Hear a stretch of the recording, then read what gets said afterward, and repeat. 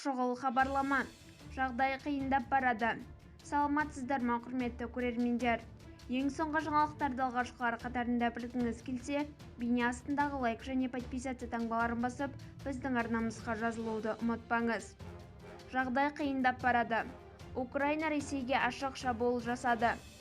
Украина Ресей президентінің штаб-пәтері орналасқан Кремльге әуеден соққы берді.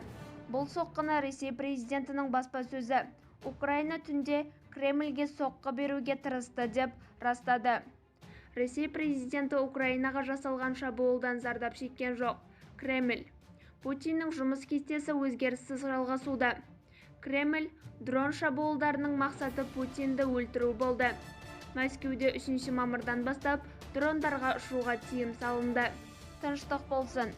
Осы екі ел арасында найзағайдай жылдамдықпен бітім болып, планетамызды тыныштық орнағанын қалайтындар бір лайк түймесін басып, бізді бақылауды жалғастыра беріңіздер. Сау болыңыз.